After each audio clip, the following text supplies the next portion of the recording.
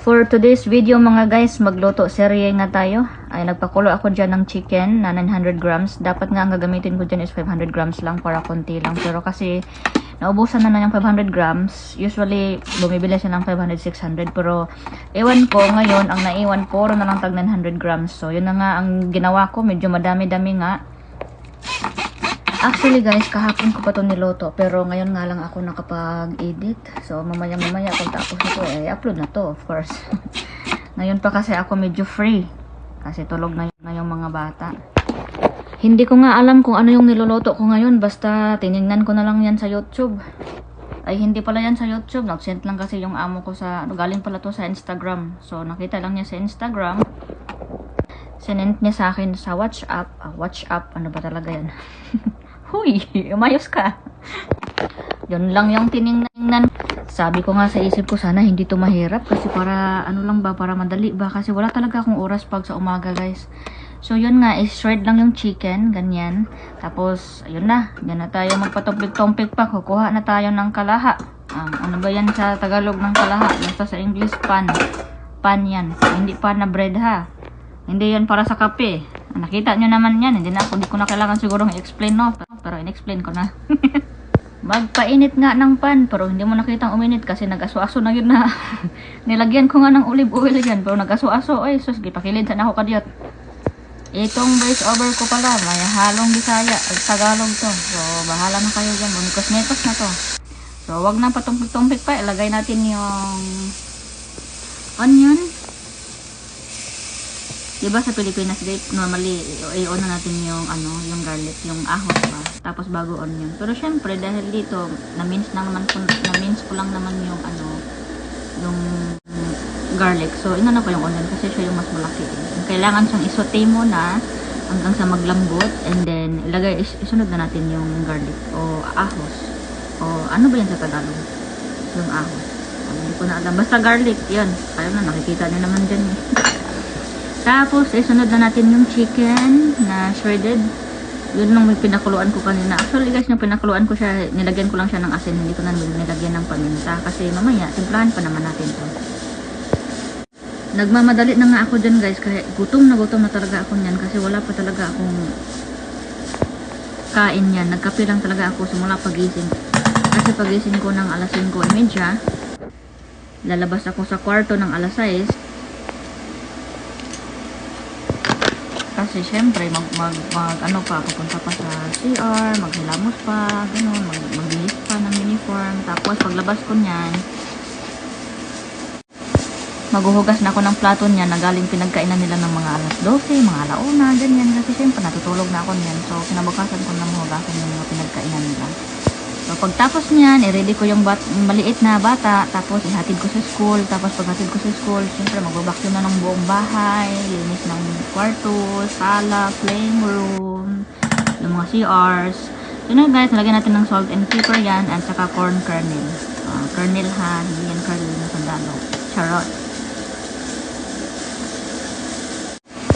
Maghuhugas na ako ng plato niya na galing pinagkainan nila ng mga alas 12, mga alauna, ganyan. Kasi syempre natutulog na ako niyan. So kinabukasan ko na mahugasan yung mga pinagkainan nila.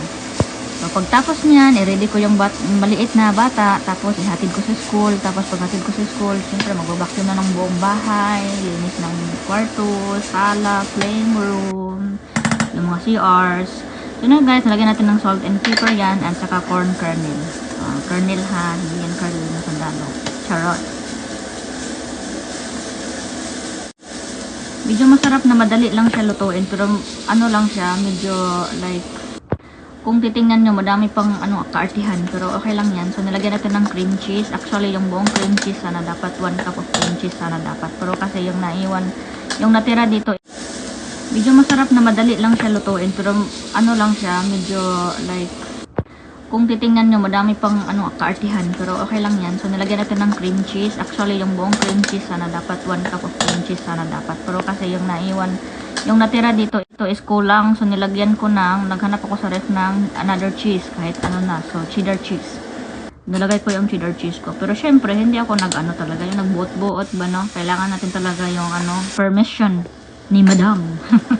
Tapos nalagyan natin ng chicken broth. na 1 cup, yung pinagkuluan ko ng manok kanina. So, yun yung lagay ko. Saka, ito na, yung cilantro. So, kailangan ko siyang hiwa-hiwain ng maliliit habang niluluto ko yung chicken doon na in a medium heat lang. And, yun lang, i-chop-chop lang natin yan. Tapos, ang half niyan, i-toppings ko yan mamaya pagka naluto na. Tapos, yung iba dyan, ihalo ko. Pag nahalo ko na yan, hango agad. Tapos na agad. Tapos, meron pa yan. May sikan, kuan pa yan. May sikan luto pa yan, no? May mag-roll-roll pa tayo dyan. So, madali nga yan siya lutuin. Madaling gawin. Pero madaming ek-ek. Oh, may madali pang gawin na madaming ek-ek. Kayo na bahala. Mas kayo, nanonood na kayo dyan. Actually nga, kagabi ko pa to sana dapat i-edit. Kaso nga, tinamad ang babae at napagod talaga kahapon. Nakakain ako kahapon sa buong mag-araw. Alas 4 na ng hapon. My goodness. Sobrang gutom na gutom talaga ako as in. Kaya sa gabi, sobrang knockdown na ako.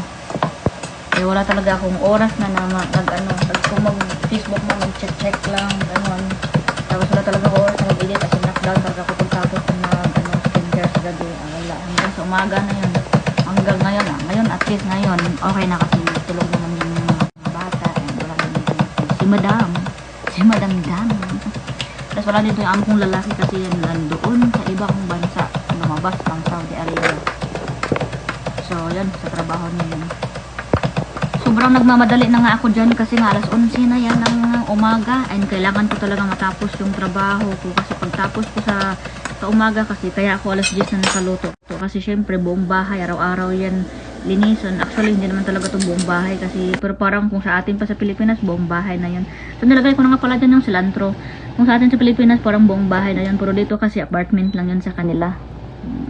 Pero buong bahay na. Hindi yung apartment sa atin na isang room lang, di ba, sa Pilipinas. Pero dito, may sala, 2 kwarto, may playing room, gano'n, may CR.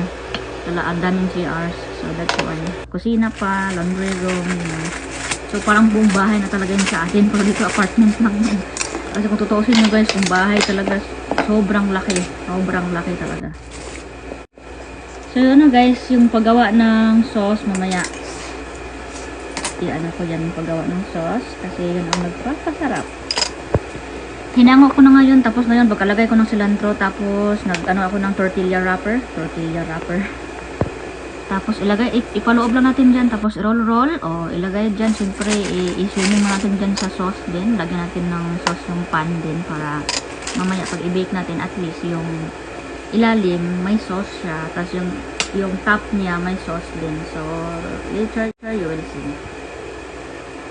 Ang tawag pala sa sauce na yan is enchilada sauce. Sobrang bilis nga lang maggawa ng enchilada sauce. Actually, ginawa ko yan kagabi pa bago ako magluto. So, nung isang gabi pa talaga ko ginawa.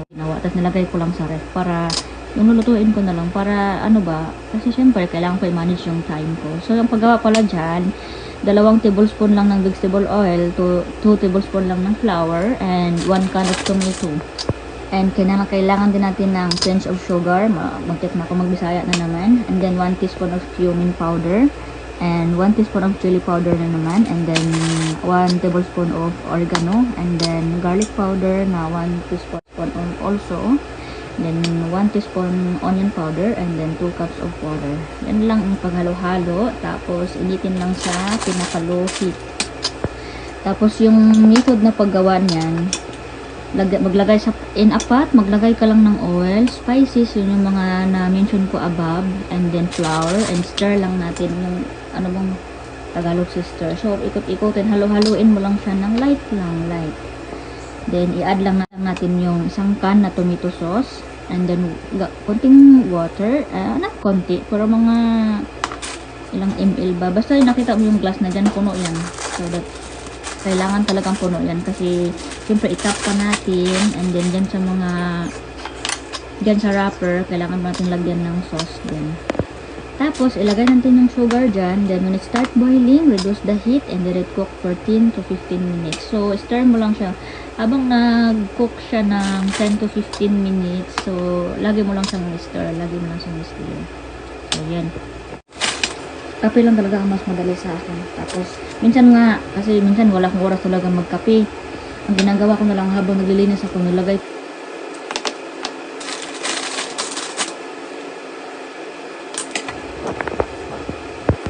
at least sa kape, nawawala yung gutom ko ng mga ilang oras. Pero bumabawi, pag hindi ako nakakain ng buong araw, bumabawi ako ng kain sa gabi. So yun na nga itsura niya guys pag tapos kong ma-roll. Actually dahil 100 grams na chicken yung nagamit ko kasi wala talagang 500 grams. So dalawang pan yan, dalawang siniya nung nagamit ko. Kasi may left pa na chicken yun. Sayang naman kung maitapon. Alam ko naman na ayaw talaga nila magtatapon ng mga pagkain. So that's why ginawa ko na lahat-lahat. So yun na nga, binuhos ko na lahat ng sauce sa top. So may sauce din yan kung natatandaan nyo, may sauce din yan sa ilalim, diba? Saka din sa wrapper bago ko nilagay yung chicken and din sa top din. So sobrang yummy talaga yan. And also nilagyan ko ng mozzarella cheese and cream cheese. Cream cheese ba tawag din? Cheddar cheese pala, pastilan. So yun na nga guys, yan ang finish. Diba kahit nagmamadali ako dyan, nakapag-picture pa ng isang take ang babae. Pagtapos nyan, syempre i-preheat din natin yung oven ng 200 degrees Celsius. And then yung baba, kailangan natin with fan. Tapos syempre ipasok na natin para makremate na natin yan. Pag nakremate, sunog. Hindi, joke lang. Yan lang guys, ako si Lynn, OFW sa Saudi Arabia. So 11:56 na yan. Tapos lutuin ko siya ng 15 to 20 minutes. So exactly 20 minutes kinuha ko na siya kasi medyo nakremate na talaga.